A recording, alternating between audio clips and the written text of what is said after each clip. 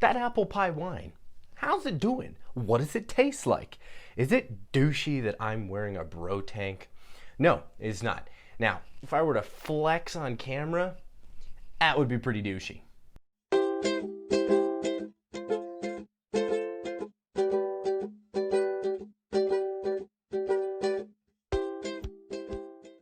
So it's been about, let's see, how long has it been since I made this? On the 14th?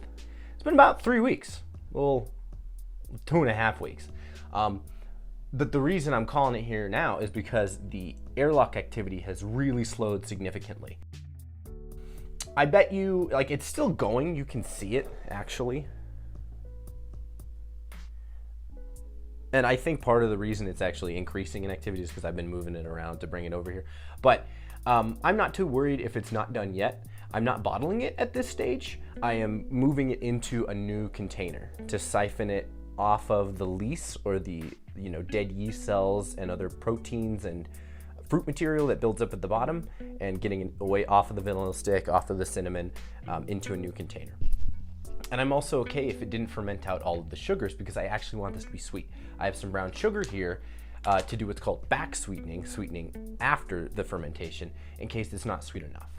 So what I'm gonna do today is transfer it into a new container here, and take a reading. We're gonna see just how much sugar fermented out, and then I can use that to calculate how much alcohol is currently in it. And I'm also going to taste it. So first, we take a reading. Ooh, well, that smells like very interesting. It honestly smells like apple pie. Like, it smells like cinnamony, spicy, vanilla, apple, all the things I put into it, so it kind of makes sense. What's this thing called again? Now remember, the hydrometer measures the density of the liquid, which indirectly tells you the sugar content of whatever the liquid is, in this case wine.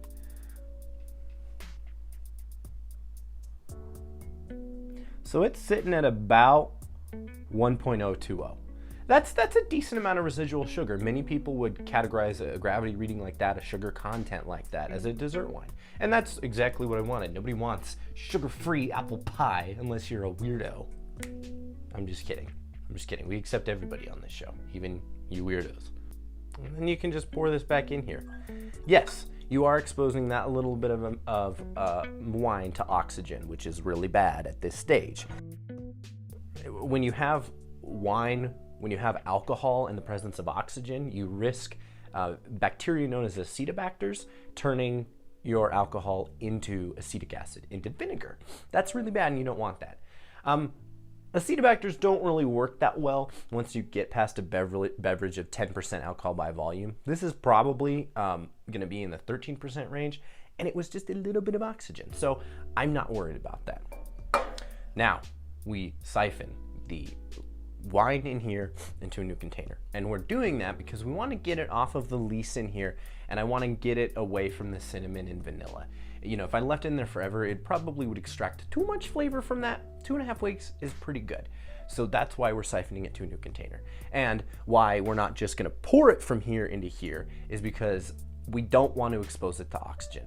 Oxygen will add off flavors to your brew. It will age it really quickly so that it has a short lifetime.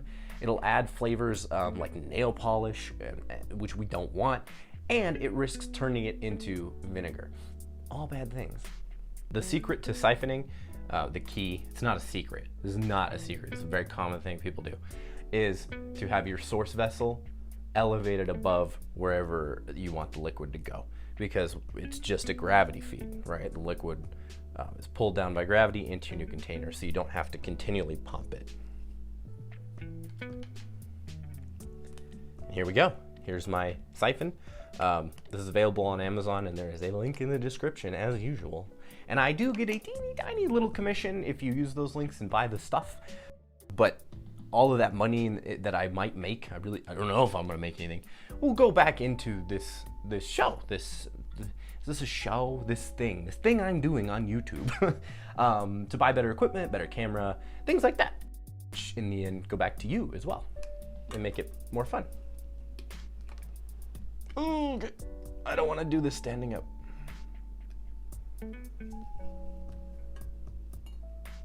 Pretty simple.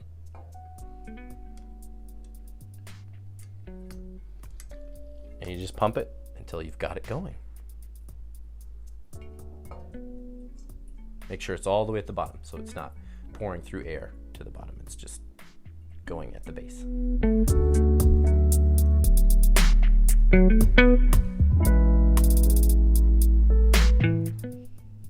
I'll pause here to tell you there is a little layer of sediment. Now, I use Siphon SO4 yeast, and that's known for creating really compact sediment at the base, which is very helpful when you're transferring the wine, because other yeast like bread yeast is super wispy and creates a thick layer, and so then you waste a lot of wine because you don't want to get that layer into here, so you just pour out the waste. But because it's all dense, you waste like just a little bit, and that's nice. And because it's so dense, I have no problem bringing this siphon all the way to the base, because there's about an inch in the construction of this thing where it's not pulling in liquid from the very bottom, it's pulling it from just about an inch above.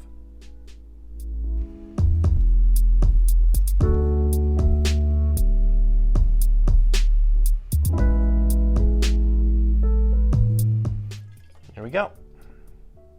Once it starts bubbling up like that, you're done. Then what you do is you still want an airlock. Even if the fermentation is done and there's no production of CO2, what it will go through next is off-gassing. That's when the CO2 that's like locked away in the liquid, which is like carbonation, will slowly release over time. So if you don't have an airlock, it's still going to become a bomb. It'll just take longer, so you want one of these. But this is the old sanitizer liquid. I want to go ahead and put this back into the sanitizer, refill it halfway with sanitizer, put it back on. I'm gonna do that. Place your newfound airlock into the container. Now, admittedly, this does look rather murky. It does not look like a finished wine, and that's okay. Once primary fermentation finishes, you then call the next stage secondary fermentation or conditioning, depending on who you ask. And this is the stage where we let it sit for months, honestly, until all of the sediment and all of those proteins, all that plant material settles to the bottom and it starts to look transparent. It's honestly like just an aesthetic concern, not a health concern, not a taste concern. But people like clear wine, I do too. That's why you let it condition for long periods of time so it clarifies. But I do want to taste it and see how it turned out.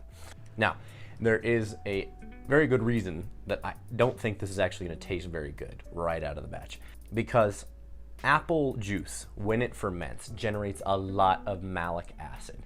And malic acid is a particularly sharp, potent acid that doesn't taste very good. So young apple wines or apple ciders generally don't taste good. It's only after about a year out from when you bottle it that it begins to taste really good, because what happens over that year is in the bottle, malolactic bacteria convert the malic acid into lactic acid, the acid found in milk and dairy products, which is smoother, creamier, and allows the fruit flavors to really shine forth when there's lots of lactic acid as opposed to malic. So this probably won't taste good for about a year, or taste really good for about a year. That's okay. The winemaking project is about patience. It's about investing in your wine, and it pays off in the long term. And that's why it's a fun project. And that's also why you do lots of fermentations. So it's not just one, and then you're like, okay, that was cool, and a year later, come back to it. But anyway, let's taste it. It honestly smells close to apple pie, which is pretty cool. I mean, that's what I was going for, obviously. It's not bad. It's not bad. It is really strong. The alcohol kick, the alcohol burn is there, but the vanilla, I think, really smoothed it out from what like just straight apple juice would taste like. It's got this rich, creamy feel to it already. So I'm genuinely excited to see what this tastes like in 3 months, in 6 months, in a year, because it's only going to get better and better. And if it's starting out already so tasty, it's going to be awesome in 6 months, in a year. And I'll have a video for that, but don't wait on it. I mean, it's a long time. but that's okay. We're gonna be together here doing this for a long time. So what happens now is I go and I put it back in my closet. I need to make sure this is not wet, this little bung here, so it actually stays in. But I'm gonna take this, I'm gonna put it in my closet, and we're gonna just let it sit. Honestly, from here until I bottle it, will probably be 2 months, because I don't want to bottle it when it's murky like this. And it may still be fermenting, and you don't want to bottle while fermentation is ongoing, because your bottle will either explode from the buildup of carbon dioxide, or the cork will pop right out and shoot across the room. And you don't want that. So that's what's gonna happen now. Like I said, it'll be a while before the next video. But in that meantime, I'm gonna be doing a whole lot of other projects. Like, subscribe, comment on this video, tell me what you wanna see, what would be cool for you. Thank you so much for watching, and let's keep on keeping on. Bye.